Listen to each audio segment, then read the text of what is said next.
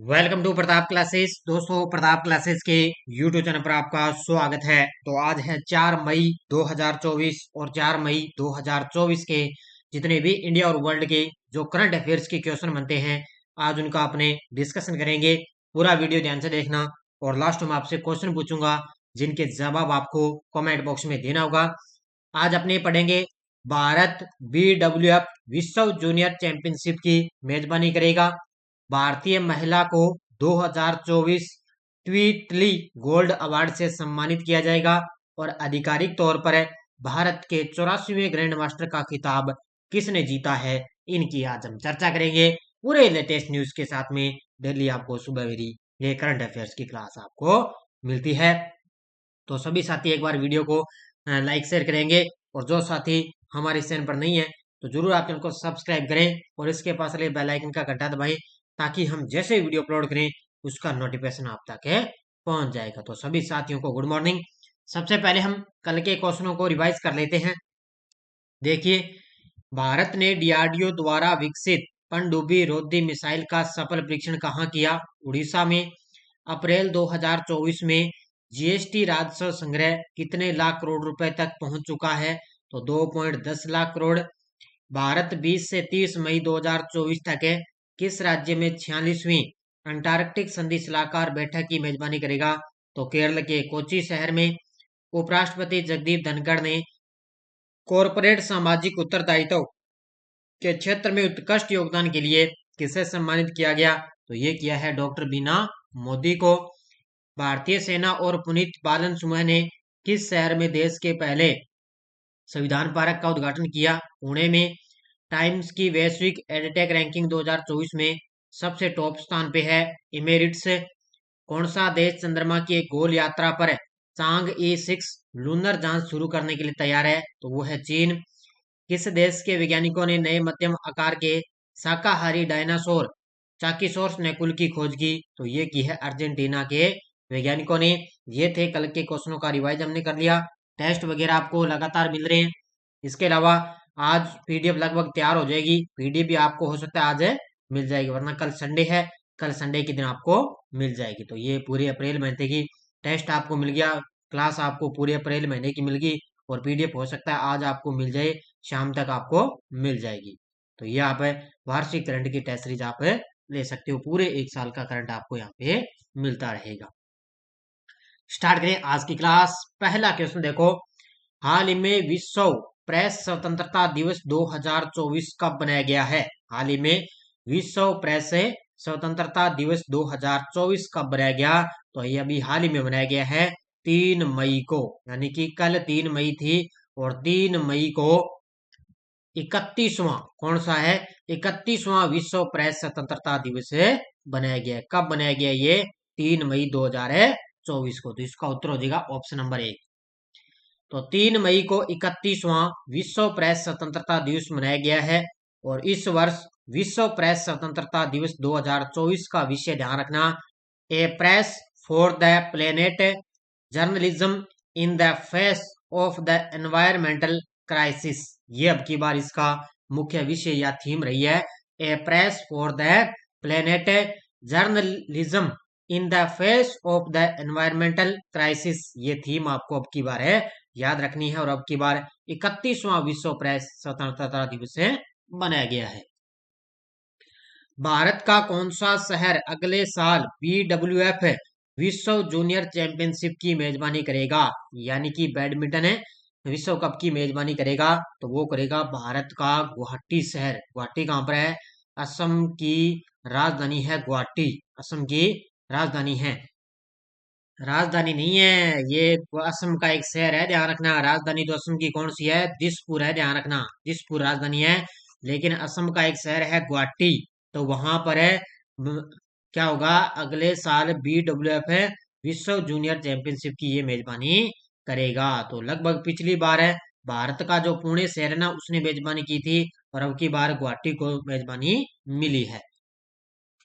भारत अगले साल गुवाहाटी में राष्ट्रीय उत्कृष्टता केंद्र में विश्व जूनियर बैडमिंटन चैंपियनशिप की मेजबानी करेगा। वर्ष 2008 के बाद में पहली बार होगा जब विश्व बैडमिंटन महासंघ की इस प्रतिष्ठित प्रतियोगिता का आयोजन भारत में किया जाएगा। यानी कि 2008 के अंदर पिछली बार भारत ने इसकी मेजबानी की थी, जो वो किसने की थी, पुणे शहर ने 2008 में। और अब अगले साल यानी कि 2025 के अंदर अब गुवाहाटी इसकी मेजबानी करेगा। BWF थॉमस और उबेर कप फाइनल का 2026 संस्करण और शेष डेनमार्क में आयोजित किया जाएगा। ये BWF बैडमिंटन है, ये थॉमस और उबेर कप है ना, इसका फाइनल होगा 2026 के अंदर डेनमार्क के अंदर इसका आयोजन किया जाएगा। तो ये बहुत ही गजब का क्वेश्चन है, एग्जाम के अंदर ये पक्का ही टपकेगा। T20 विश्व कप के लिए यूएसए और दक्षिण अफ्रीकी दोनों क्रिकेट टीमों को प्रायोजित होगा। तो T20 की शुरुआत होने जा रही है 1 जून 2024 से, और इसकी मेजबानी कर रहे हैं यूएसए और दक्षिण अफ्रीका, और दोनों क्रिकेट टीमों के लिए प्रायोजित होगा अमूल। ऑप्शन नंबर डी, कौन सा, अमूल होगा। और अमूल आपको पता है दूध कंपनी है जो अमेरिका के अंदर है। पहले भारत में थी, अब अमेरिका के अंदर भी इसने अपना जो है कारोबार शुरू कर दिया अमूल। और अब ये आगामी विश्व जो T20 विश्व कप है उसके लिए यूएसए और दक्षिण अफ्रीका दोनों के लिए टीमों का प्रायोजित होगा।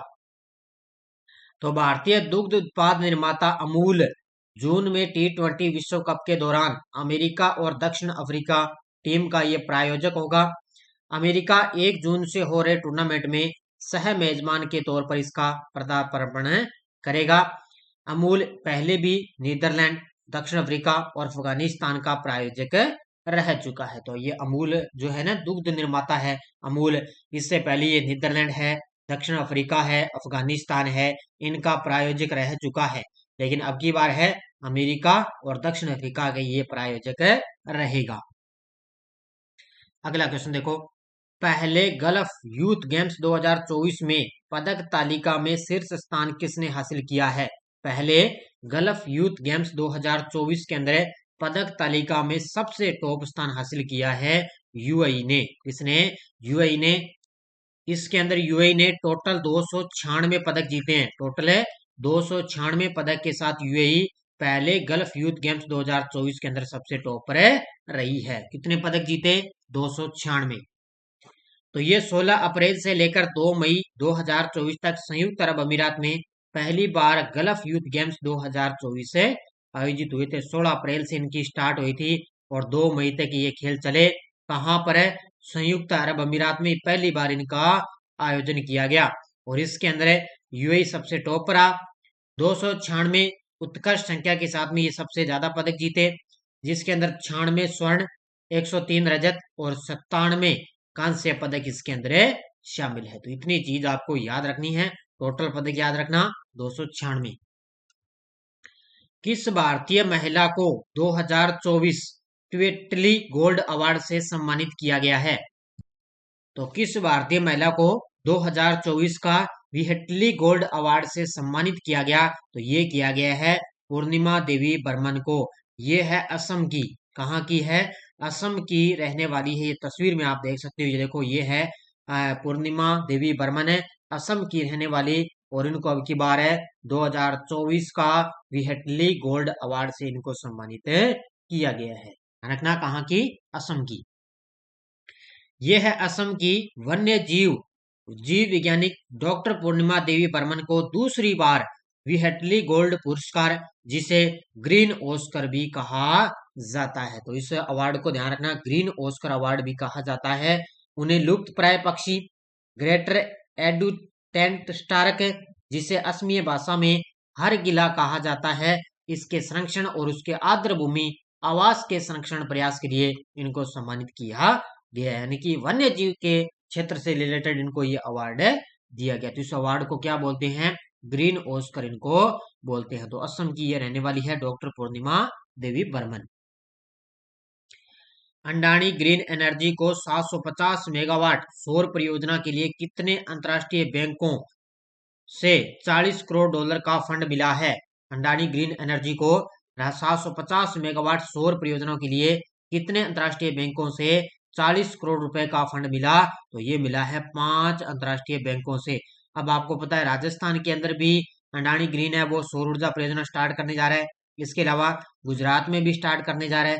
इन दोनों राज्यों के लिए ये 750 टोटल मेगावाट की सौर परियोजना शुरू करेगा और उसके लिए इसने 5 बैंकों से 40 करोड़ का फंड, डॉलर का फंड लिया है।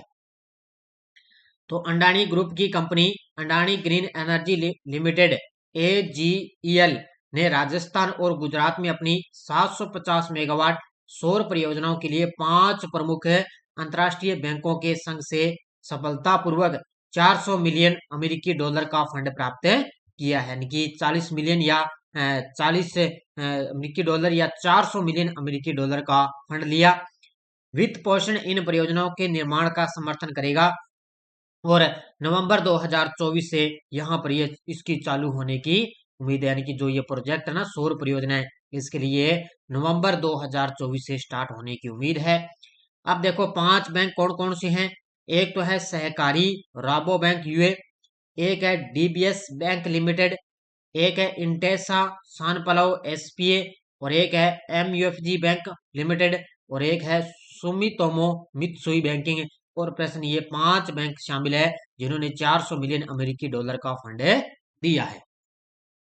अगला क्वेश्चन देखो, हाल में आधिकारिक तौर पर भारत के 84वें ग्रैंड मास्टर का खिताब किसे मिला है? हाल ही में आधिकारिक तौर पर भारत के 84वें ग्रैंड मास्टर का खिताब किसे मिला? तो ये मिला है किसको? वैशाली रमेश बाबू को। वैशाली रमेश बाबू को 84वें ग्रैंड मास्टर का खिताब इन्होंने जीत लिया है। ये ध्यान रखना, महिला है, ये तस्वीर में आप देख सकते हो, ये भारतीय महिला है वैशाली रमेश बाबू और इन्होंने भारत के 84वें ग्रैंड मास्टर का खिताब इन्होंने जीत लिया है। तो भारतीय शतरंज प्रतिभा वैशाली रमेश बाबू जिन्हें अंतरराष्ट्रीय शतरंज महासंघ FIDA द्वारा आधिकारिक तौर पे ग्रैंड मास्टर की उपाधि से इनको सम्मानित किया गया। कोनेरू हम्पी, उसके बाद में हरिका द्रोणावली, इसके बाद में वैशाली है वो तीसरी भारतीय महिला ग्रैंड मास्टर बन गई, यानी कि सबसे पहली है कोनेरू हम्पी, उसके बाद में हरिका द्रोणावली और तीसरी बन गई वैशाली रमेश बाबू। ये तीसरी भारतीय महिला ग्रैंड मास्टर बन चुकी है। हाल ही में किसे DPIIT में निदेशक के रूप में नियुक्त किया गया? DPIIT का मतलब होता है उद्योग विभाग संवर्धन और व्यापार विभाग में निदेशक के रूप में किसे नियुक्त किया गया? तो ये किया गया, ध्यान रखना, प्रतिमा सिंह को। ऑप्शन नंबर सी, किसको? प्रतिमा सिंह अब DPIIT में निदेशक के रूप में इनको नियुक्त किया गया। किसको? प्रतिमा सिंह। तो ये कार्मिक और प्रशिक्षण विभाग ने उद्योग संवर्धन और आंतरिक व्यापार विभाग में निदेशक के रूप में भारतीय राजस्व सेवा IRS के अधिकारी है प्रतिमा सिंह की नियुक्ति की घोषणा की है। तो इसका DPIIT का मतलब होता है उद्योग संवर्धन और आंतरिक व्यापार विभाग की अब निदेशक कौन बन गई? प्रतिमा सिंह की नियुक्ति की गई है। जेरेमिया मानेले को हाल ही में किस देश के प्रधानमंत्री के रूप में नियुक्त किया गया? जेरेमिया मानेले को हाल ही में किस देश के प्रधानमंत्री के रूप में नियुक्त किया गया? तो ये बने हैं सोलोमन द्वीप के। ऑप्शन नंबर बी, किसके बन गए? सोलोमन द्वीप के अब नए प्रधानमंत्री कौन बन गए? तो ये जेरेमिया मानेले को नियुक्त किया गया। तो सोलोमन आइसलैंड के सांसदों ने पूर्व विदेश मंत्री जेरमाया मालेने को देश का नया प्रधानमंत्री चुन दिया और उन्होंने प्रधानमंत्री चुना जाना इस बात का संकेत है कि इस प्रशांत महासागरीय देश का जो पश्चिमी देशों से दूर खिसकना और चीन से करीब बढ़ना जारी रहेगा। जो पश्चिमी देश है ना, उनसे तो ये दूर खिसकेगा और इधर चीन के करीब ये आने की इसकी संभावना बताई गई, इसलिए उन्होंने जेरेमिया मालेने को देश का नया प्रधानमंत्री नियुक्त कर दिया। अब आपको एक पॉइंट याद रखना है, ICICI बैंक भारत की टॉप 5 कंपनियों में शामिल हो चुकी है। ICICI बैंक भारत की टॉप 5 कंपनियों के अंदर शामिल होगी। ICICI बैंक ने एक उल्लेखनीय उपलब्धि के तहत 8 ट्रिलियन रुपए को पार करते हुए बाजार पूंजीकरण के लिहाज से देश की टॉप 5 कंपनियों में अपना नाम रिकॉर्ड करवा लिया।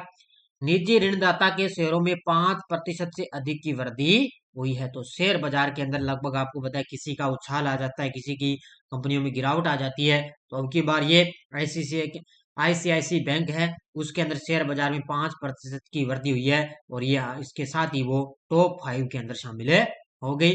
और 8 ट्रिलियन बाजार पूंजीकरण मील का पत्थर पार करने वाला भारत का ये दूसरा बैंक बन गया। पहला बैंक है HDFC और ये ICICI बैंक भारत का दूसरा बैंक बन गया। ये टेलीग्राम ग्रुप है, कोई सूचना आती है, कोई लिंक आ गया, सुबह मैंने क्लास का टाइम दे दिया था और 7:45 पर आपको क्लास मिलेगी। और इसके अलावा जो राजस्थान पुलिस के लिए जो स्पेशल मेरी छोटी छोटी क्लासें आ रही है, जैसे कृषि की मैंने करवा दी, इसके अलावा शोध संस्थान करवा दिए, सभी की सभी PDF है ना आपको इसी टेलीग्राम पर ही मिलेगी, एक साथ ही मिलेगी, लेकिन एक बार आपको नहीं मिलेगी, क्योंकि लगभग इस मई महीने में मैं आपको लगभग क्लासें प्रोवाइड करवाऊंगा। उसके बाद में मई के लास्ट तक मैं वो सारी की सारी PDF एक साथ मैं टेलीग्राम पर डाल दूंगा, आप एक साथ उनको रिवाइज कर सकते हो बढ़िया तरीके से। पिछले वीडियो क्वेश्चन क्या था, कथक नृत्य में योगदान के लिए पंडित लच्छू महाराज पुरस्कार से किसे सम्मानित किया जाएगा? तो हेमा मालिनी और सायरा बानो, इन दोनों को सम्मानित किया जाएगा। इसका उत्तर हो जाएगा प्रयुक्त दोनों। बहुत सारे विद्यार्थियों ने बड़े शानदार तरीके से जवाब दिए, उन सभी को हार्दिक शुभकामनाएं। अब देखो क्वेश्चन फॉर यू, किस भारतीय पर्यावरणविद को गोल्डमैन पुरस्कार 2024 के लिए चुना गया? रणदीप हुड्डा, आलोक शुक्ला, गीता समरवाल, रतन टाटा। इसका जवाब आपको कमेंट बॉक्स में देना है। ये थी आज की अपनी क्लास, तो सभी साथी एक बार वीडियो को जाते जाते लाइक शेयर करेंगे। और इसके अलावा अपनी LDC की स्पेशल भारत राजस्थान करंट चल रहा है, CET का स्पेशल वर्ल्ड इंडिया राजस्थान का करंट चल रहा है, और इसके अलावा अपनी RPSC फर्स्ट ग्रेड और सेकंड ग्रेड की प्रीवियस ओल्ड क्वेश्चन पेपर डाले हुए हैं, उनकी PDF लोड है, साथ में आंसर की लगे हुए हैं, ये भी आप ऐप से ले सकते हो। और इसके अलावा ये मैंने क्लास दे दी पूरे अप्रैल महीने की, और NCERT बुक है, जनरल साइंस की है, राजस्थान पुलिस कांस्टेबल की अपनी टेस्ट सीरीज है, और RPSC RSSB द्वारा ये अपनी ओल्ड क्वेश्चनों की टेस्ट सीरीज है चल रही, ये भी आप ले सकते हो। ये अपने प्रताप क्लासेज ऐप में है, ये सभी के सभी आप ऑनलाइन टेस्ट सीरीज ले सकते हो। और जितनी भी अपनी ऑनलाइन टेस्ट है ना, इन सभी पर 1 साल की वैलिडिटी रहेगी। तो धन्यवाद, जय हिंद, जय भारत।